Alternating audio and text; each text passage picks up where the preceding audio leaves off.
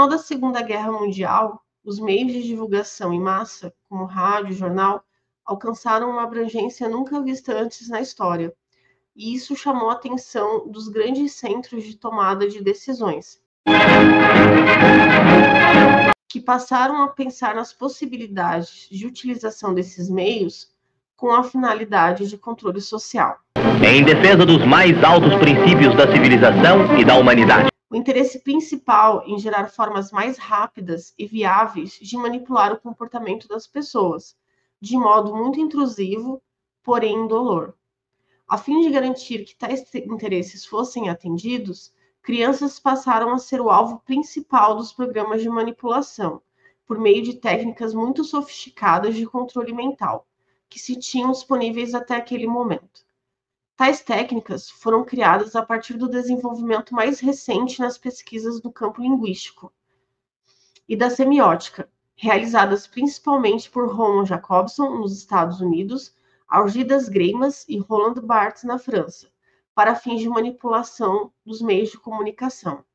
E ali começa a surgir, assim, esse estudo com a finalidade de repente, incutir nas pessoas novas ideologias, novos comportamentos sociais, né, novas ideias. Nos livros infantis, foi a partir do ano de 1960, com os avanços tecnológicos da indústria gráfica, com uma impressão colorida e de um papel de melhor qualidade feito à base de plástico, descobriu-se então que revistas em quadrinhos tinham um grande potencial de uso. Então, esse boom da indústria gráfica ajudou muito, né, a produzir materiais com maior apelo, né? Se a gente for comparar, nós vamos hoje falar mais no contexto brasileiro, para a gente poder entender a nossa história. Mas também no mundo, nós já temos aí também uma gama bem grande de revistas em quadrinhos, telenovelas, né, as historinhas assim, tirinhas, né? Já se tornou um meio de comunicação difundido para adulto e criança, né? Tanto que surgem os super-heróis, né? Enfim. Estudos dos quadrinhos se intensificaram a partir dos anos 70 no Brasil, com o interesse de refinar os elementos dos quadrinhos, se tornando mais eficientes nas reações, nas emoções, a fim de potencializar os efeitos de influência. A gente vê, né, o quadrinho ele tem um apelo emocional muito grande, né? Principalmente se a gente for comparar os quadrinhos japoneses, eles têm uma dramática maior nas expressões faciais, né, nas reações. Eles têm ali todo um universo expressivo, né, corporalmente, assim, dos personagens, muito forte, muito mais apelativo e muito mais interessante, assim, para a imaginação, né? Acaba que a gente se influencia muito mais a esse comportamento dos quadrinhos, inclusive também dos desenhos animados. E isso acaba influenciando muito no comportamento de adultos e crianças. A partir de 71, foram criados no Brasil centros de estudo de histórias em quadrinhos. Moacir Cine, editor da revista Vozes, e Antônio Luiz Cagnin, professor de comunicação da USP, vão fundar em 74 a Associação Brasileira de Críticos e Professores de Histórias em Quadrinhos, com a ajuda de mais outros estudiosos. Moacir e Cagnin propuseram, então, as linhas gerais teóricas e práticas desse projeto, nos seus respectivos livros. Segundo Moacir Cine, o objetivo de seus estudos era 1. Elevar os gibis ao status de gênero literário independente. 2. Ser transformado em arte. 3. Ser estudado como ferramenta de ensino da língua oficial do país. O interesse era de propiciar a aceitação das revistas de quadrinhos como recurso na educação das crianças e uma excelente ferramenta para a etapa de alfabetização. A partir dos anos 90, os departamentos de comunicação visual e de letras nas grandes universidades do país agora vão se intermesclar e dar cabo de todo esse processo a fim de recriar os parâmetros curriculares nacionais, que estavam sendo estudados por escritórios governamentais no início da década de 90.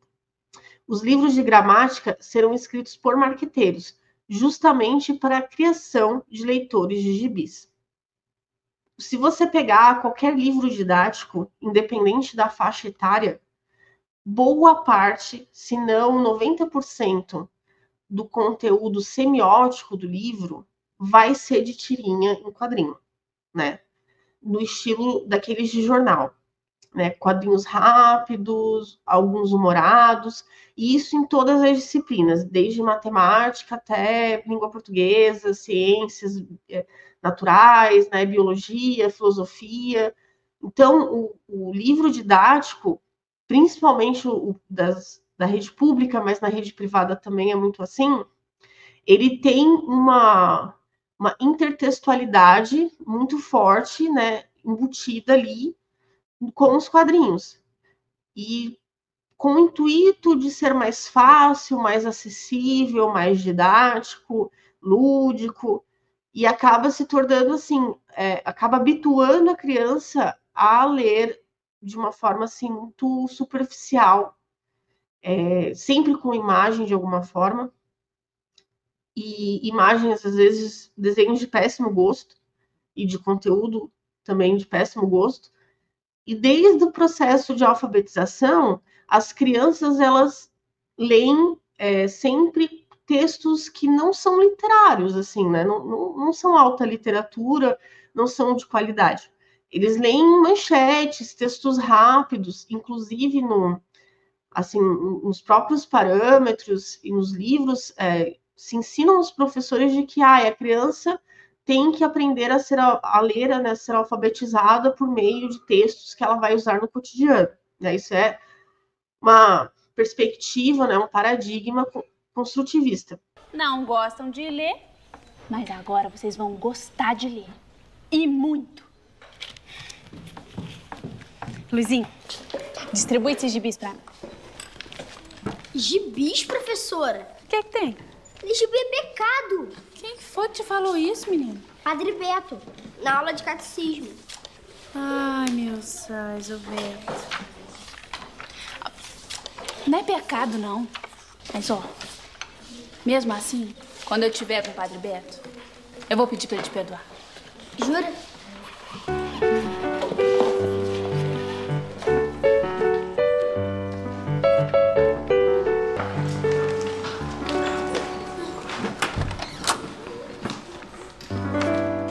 Bom dia, crianças. Bom dia, inspetor. Então eu posso saber o que vocês estavam fazendo até agora? Lendo gibi. Isso acaba acostumando o leitor a ser um leitor preguiçoso, ser um leitor que lê aquela coisa assim superficialmente, né, não interpreta, não tem conteúdo. Você já está criando um público, já está criando ali pessoas que depois vão absorver tudo que tu der da maneira que você quer. É porque vai ganhar um livro, quem descobrir aqui no telão, ó. Uma palavra escrita errada. Vamos? Todo mundo lendo.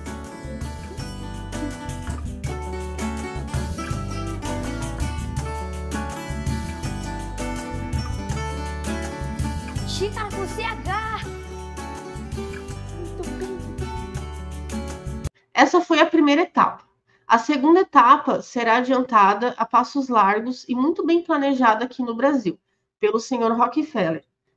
As agências de inteligência são responsáveis por coletar informações para essas decisões.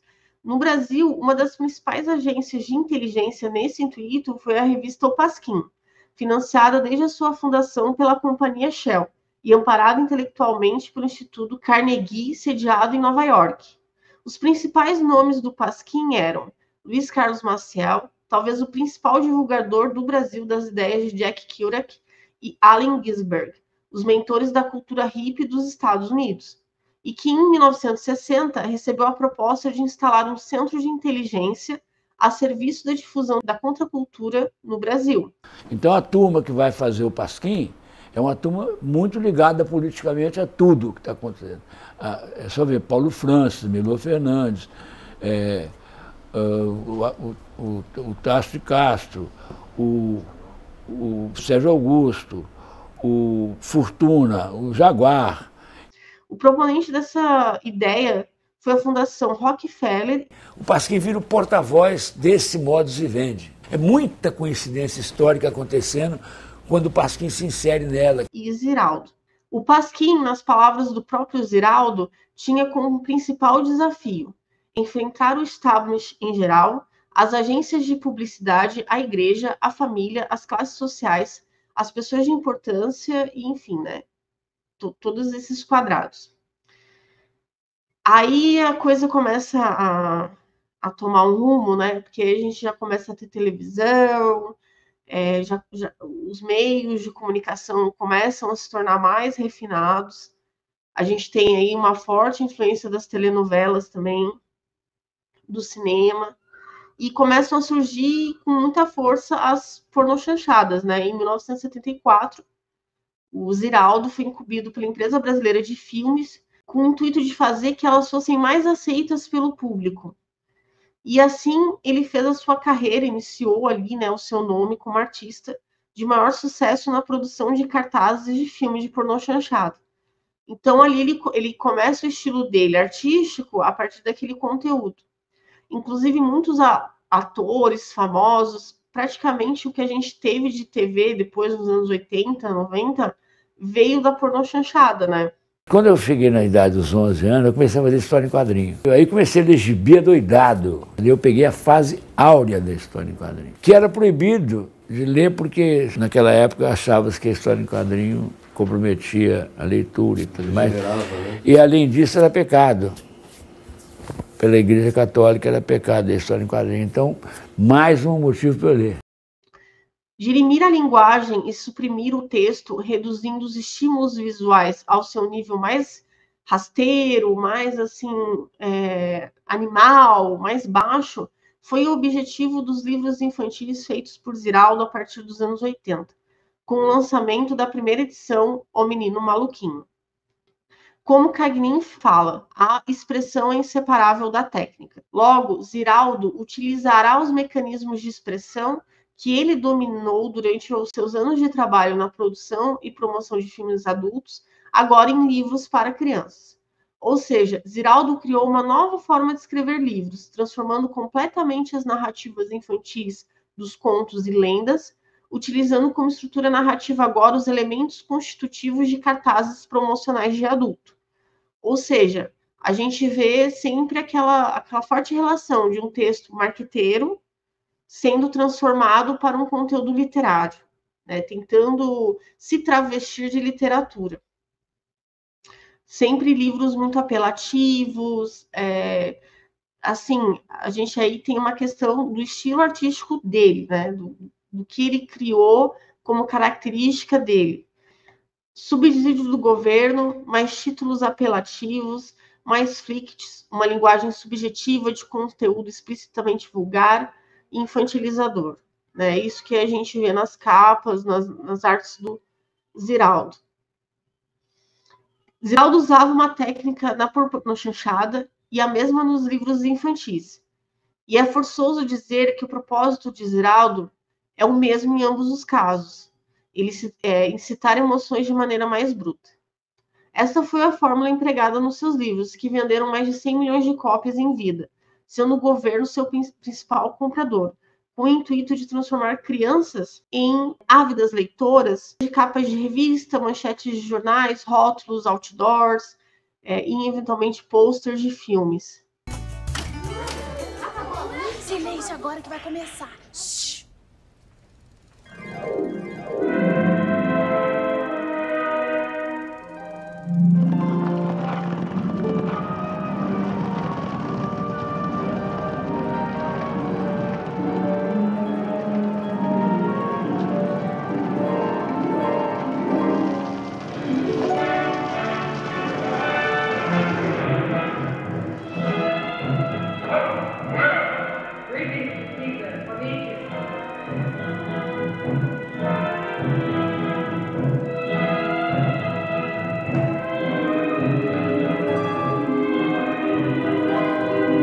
A destruição da cultura literária local aconteceu de maneira similar nos Estados Unidos, também por influência dos Rockefellers. Nos próximos vídeos falaremos mais um pouquinho como isso se deu.